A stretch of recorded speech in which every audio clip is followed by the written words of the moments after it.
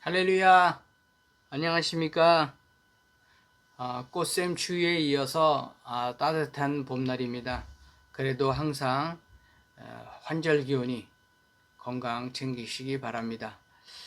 본 시편은 저작 시기나 저작 배경에 대해서 언급은 하지 않았지만 가까운 친족이나 또 배반이 암시되고 있는 8절에서의 번역을 보면 사무엘하 15장에 나오는 압살롬의 반역이나 또 열왕기상 1장에 나오는 아도니아의 반역에 대한 이야기로 볼 수 있습니다. 반역의 깊은 수렁에 빠진 늙은 다윗 왕은 탄식과 하나님을 향한 공의의 심판과 구원의 간구가 어루어진 애절한 애탄시로 보고 있습니다. 그러나 본시 가운데에는 장차 도래할 예수님의 순환에 대한 예언으로서 신약에 자주 되는 내용이 포함되어 있습니다. 신약에는 시편 22편과 69편이 아주 자주 많이 인용되고 있습니다. 본 69편은 내용이 많아서 전체적으로는 다루지 못하고 전체적인 구조와 함께 신약에서 인용되어 있는 부분을 중점으로 한번 설명해 보겠습니다. 다윗의 삶을 볼 때 그가 하나님의 대리 통치자로 하나님의 뜻을 이 땅에 실현하기 위하여 지속적으로 노력하고 있었다는 것은 자명한 사실입니다. 그러나 다윗과 달리 하나님의 뜻을 거슬러 악을 행하며 하나님의 거룩한 이름을 모독하는 그런 나쁜 사람들도 있습니다. 이들은 다윗이 강성할 때에는 암암리에 자신들의 악한 욕구를 충족시키며 하나님을 모독하고 무시하는 악행을 저지릅니다.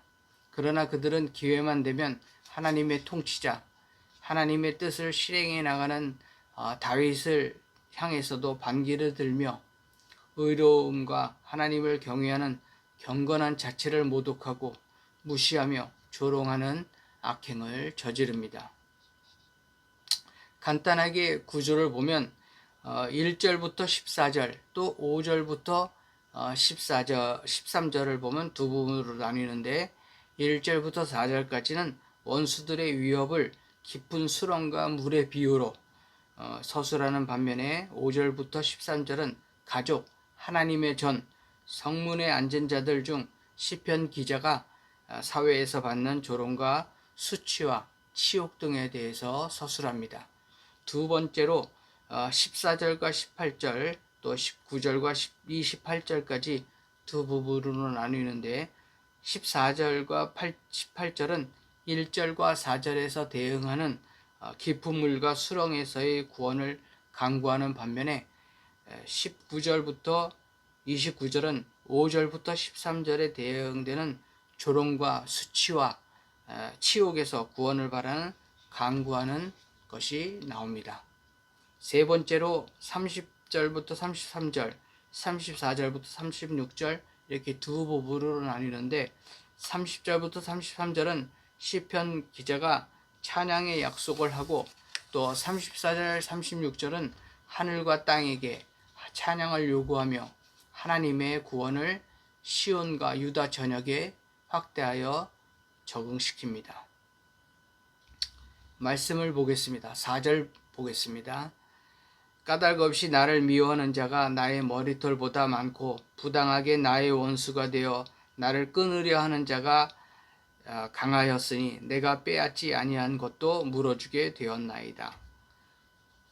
본절은 그리스도의 공생의 사역과도 긴밀한 연관을 지닌 예언적, 예표적인 내용이라 할 수 있습니다. 즉 그리스도께서 요한복음 15장 25절에 나온 것처럼 그러나 이는 그들의 율법에 기록된 바 그들이 이유 없이 나를 미워하였다 한 말을 응하게 하려 함이라 란 표현을 사용하여 당신이 당하시는 고난이 시작하는 지적하신 바 있는데 이것이 바로 본절을 인용한 것입니다. 이를 감안하여 볼 때 본시는 다윗의 은연중에 자신의 혈통을 따라 이 땅에 오신 그리스도의 고난을 예언한 것이라고 할 수 있습니다. 8절 보겠습니다. 내가 나의 형제에게는 객이 되고 나의 어머니와 자녀에게는 낯선 사람이 되었나이다. 이러한 본절의 표현은 메시아로 오셔서 하나님 나라의 의를 이루어 가시는 예수 그리스도의 공생의 가운데서도 있었던 일이지요. 실제 예수 그리스도께서는 민족적으로 한 형제인 유대인들로부터 핍박과 배척을 당하셨으며 그의 형제들마저도 예수를 믿지 않았습니다. 요한복음 7장 5절에 이는 그 형제들까지도 예수를 믿지 아니함이러라. 아울러 그와 함께 있던 자들도 예수를 핍박하며 배척하였으며 심지어 그분이 고난당하실 때에는 그들의 제자들까지도 그를 부인하고 배척하였습니다. 이 같은 측면을 보면 본시는 예시야의 예언시의 특징을 가지고 있음을 알 수 있습니다. 9절 주의 집을 위하는 열성이 나를 삼키고 주를 비방하는 비방이 내게 미쳤나이다. 한편 주님께서는 성전을 시장바닥으로 이용하여 상업적 이익을 챙기려는 자들을 쫓아내는 상황을 설명할 때 사용했는데 요한복음에서 제자들이 성경 말씀의 주의전을 사모하는 열심이 나를 삼키리라 한 것을 기억하더라 라는 본절의 상반절을 그대로 인용하고 있습니다. 그런 점에서 본절은 메시아 사역을 예언한 구절이지요. 뿐만 아니라 바울 사도는 신앙인들의 자기 헌신과 희생을 교훈하면서 로마서 15장 3절 그리스도께서도 자기를 기쁘게 하지 아니하셨나니 기록된 바 주를 비방하는 자들의 비방이 내게 미쳤나이다 함과 같으니라 라고 말씀하고 계십니다. 특히 사도 바울은 본절을 인용하면서 신앙적 열정으로 인하여 세상의 협박과 고난이 닥친다 하더라도 그 열정을 포기하면 안 된다고 이야기하고 있습니다. 본절에서 사도 바울이 인용하였던 이 말을 직접 자신의 육성으로 하였던 다윗이 바로 이러한 삶의 귀감이 되어지는 것을 우리는 알 수 있지요.